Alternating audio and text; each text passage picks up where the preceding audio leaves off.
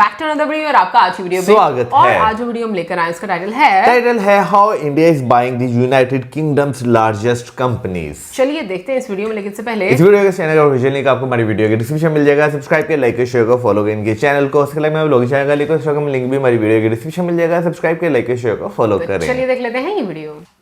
Indian companies are increasingly becoming global players, acquiring companies left and right. One of the largest strategic destinations for Indian companies is none other than the United Kingdom. The two countries share a distinct history with one another, one that is built on controversies but also trade, investments, and business cooperation. What led Indian companies to invest in the United Kingdom is not merely due to geopolitics, but also the UK stands as one of the most important financial powerhouses in the entire world, coupled with its technological advancement and robust market. But the most perplexing question about these is actually about India.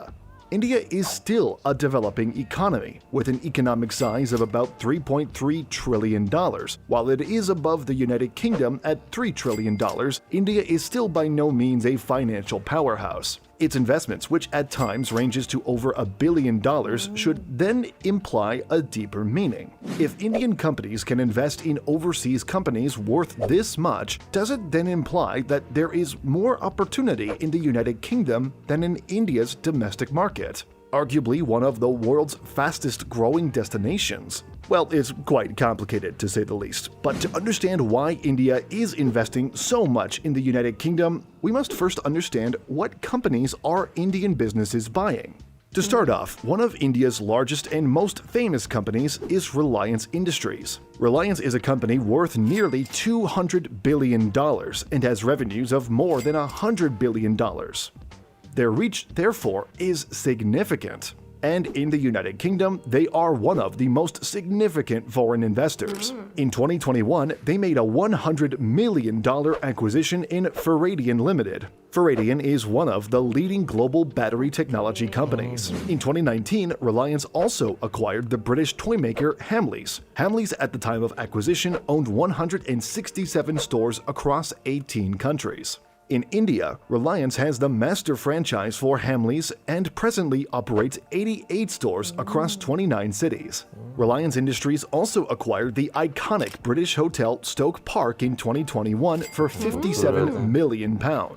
Beyond Reliance Industries, there is also Tata Group. Tata Group has long been a buyer of British goods. Back in 2000, they acquired the giant British tea company Tetley. The deal, which was only $407 million at that time, helped Tata become a global tea company. Tata Motors also acquired the iconic Jaguar and Land Rover from Ford Motors. Although it was owned by a US company, these two are still headquartered in the UK, and its history belongs to that country. On top of these blockbuster deals, Tata Group recently announced in mid-2023 that it was investing a whopping €4 billion in a UK gigafactory. The project will secure UK-produced batteries for Jaguar Land Rover as well as other manufacturers in the UK and Europe. The gigafactory stands at over 40 gigawatts, one of Europe's largest, and will produce a whopping 4,000 employees. In the IT field, we also have Wipro and Infosys. Wipro once made a $1.45 billion deal to acquire Capco, a London-headquartered consultancy firm. Infosys, on the other hand, had acquired a small company known as Brilliant Basics in 2017. And finally, Tata Chemicals has also been an active investor. It acquired Cheshire Salt Holdings, parent company of British Salt. Another less talked about investment is the acquisition of a 40% stake in Oak North Bank, but eventually sold some of its stake in later years. These are just some of the many more acquisitions out there, but these are enough to prove that Indian companies are indeed buying millions to hundreds of millions and billion-dollar companies in the United Kingdom, which was once India's colonial ruler. As a matter of fact, many observers and even government officials from the UK stated that the UK are beneficiaries of reverse colonialism. This comes to show the massive growth of Indian businessmen and corporations in the United Kingdom.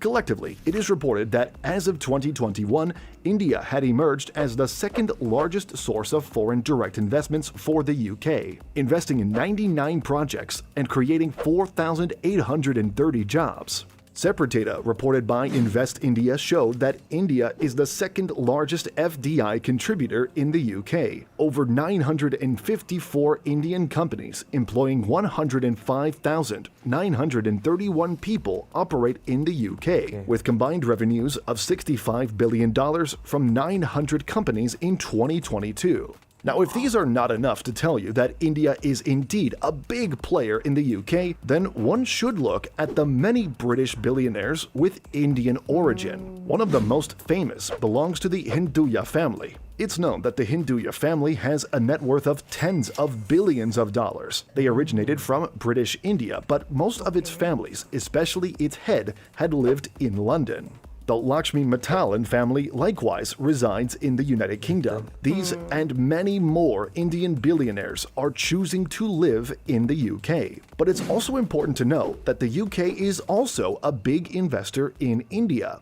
According to Invest India, the UK is the sixth largest investor in India and has invested $34.3 billion in FDI inflows between April 2000 to June 2023. There are currently 618 UK companies in India with a combined turnover of $45.6 billion, employing about 466,640 people directly as of 2022.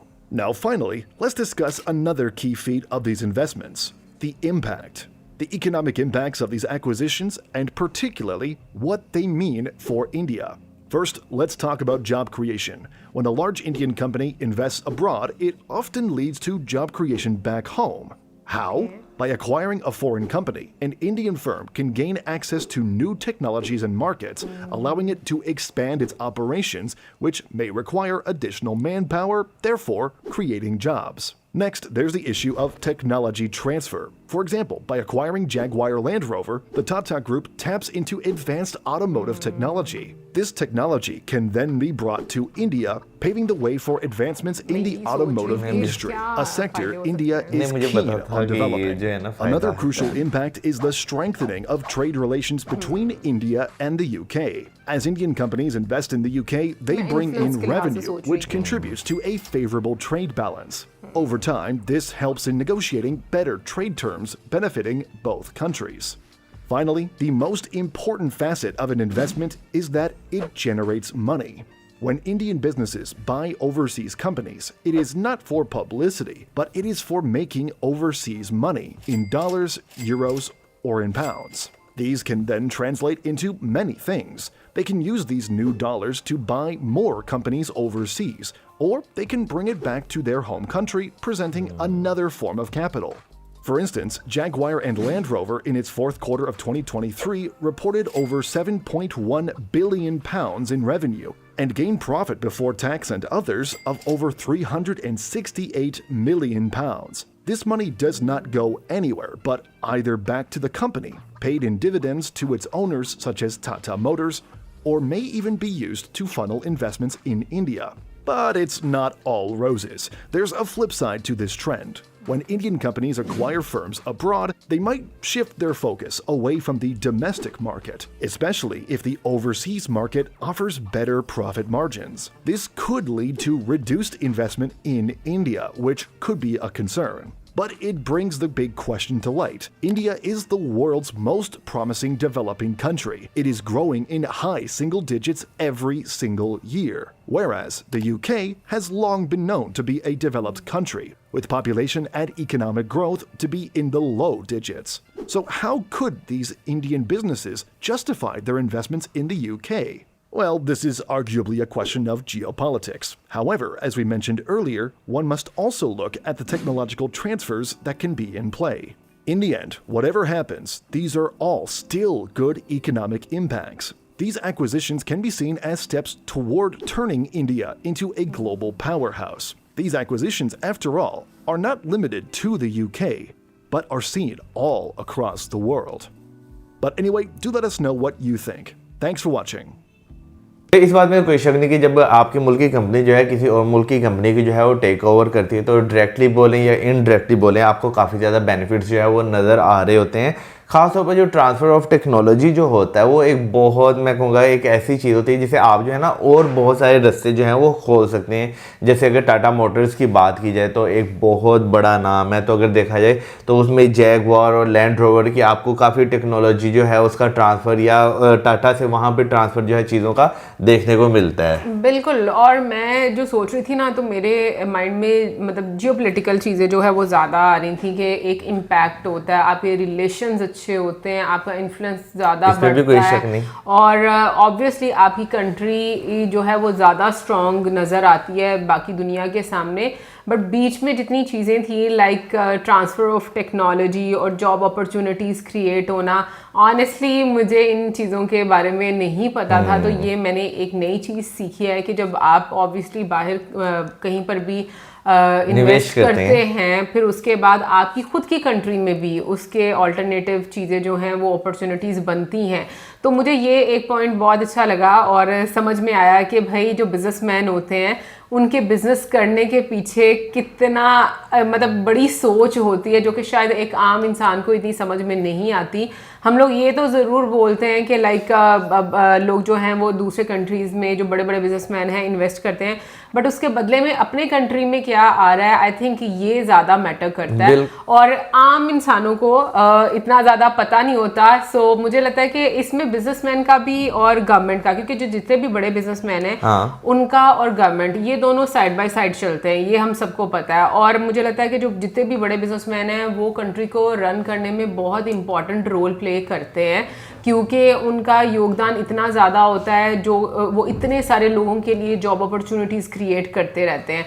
सो मुझे ये लगता है कि इसमें जो businessman है उसको भी बहुत ज़्यादा ईमानदार होने की ज़रूरत होती है कि वो अगर बाहर के मुल्क में अपने टर्म्स जो है वो स्ट्रॉन्ग कर रहा है या इन्वेस्ट कर रहा है, तो वो इन रिटर्न अपने कंट्री के लिए क्या कर रहा है या उसको कैसे बेनिफिट कर रहा है।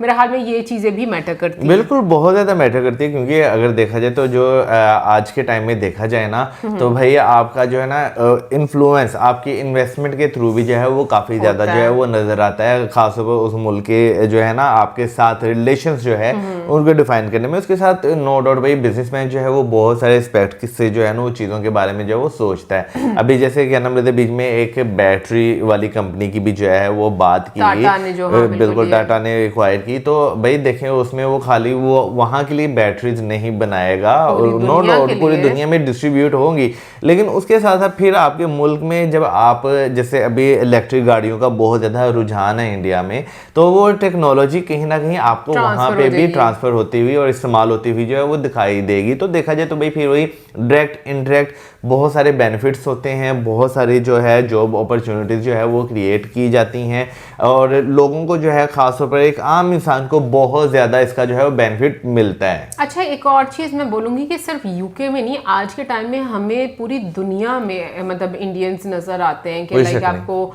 टॉप रैंकिंग में जो बड़े बड़े लोग हैं, बड़े बड़े नाम हैं, वो हमें इंडियंस ही नज़र आते हैं। सो मुझे लगता है कि अगर हम लोग अमीर लोगों की लिस्ट निकालें तो हर कंट्री में हमें कोई ना कोई जो है वो इंडियन ज़रूर नज़र आएगा, क्योंकि चाहे हम कंपनीज़ की बात कर लें, चाहे हम जॉब्स की बात कर लें, अच्छी पोजीशंस की बात कर लें, तो उन सब जगहों पर आपको इंडियंस ही नज़र आते हैं मेजॉरिटी में। और ये चीज़ आती है मुसलसल मेहनत करने के साथ। ऐसा नहीं होता कि कुछ अर्सा मेहनत कर ली और फिर उसके बाद, क्योंकि अब हम इंडिया को जिस डायरेक्शन में देखते हैं, मतलब लोग इसका खुद से जो स्पेशली बाहर से आते हैं लोग, वो खुद आकर ये बात बोलते हैं, पाकिस्तानी लोगों की भी बात कर रही हूँ, कि वो लोग ये बोलते हैं कि इंडिया जो है वो तरक्की कर रहा है, इंडिया आपको बहुत आगे देखता हुआ नज़र आ रहा है। तो जब आपको ये सारी चीज़ें सुनने को मिलती हैं और आप इंटरनेशनली भी ये सारी न्यूज़ सुनते हो, तो डेफिनेटली आप सोचने पर मजबूर होते हो कि भाई आप जो है वो चीज़ों को किस डायरेक्शन में लेकर जा रहे हो और आपकी जो नेबर कंट्री है वो किस डायरेक्शन में जा रही है। एनीवे गाइज, आप ज़रूर बताइए कमेंट सेक्शन में और कौन सी साइड्स हैं, कौन से पॉइंट्स हैं जो आपको नज़र आते हैं कि लाइक अगर फॉरेन कंट्रीज़ में इन्वेस्ट करते हैं बिजनेसमैन तो अपने कंट्रीज़ को और क्या क्या बेनिफिट होते हैं। ज़रूर पॉइंट्स हाईलाइट कीजिएगा कमेंट सेक्शन में। और इसी के साथ video subscribe share, good bye.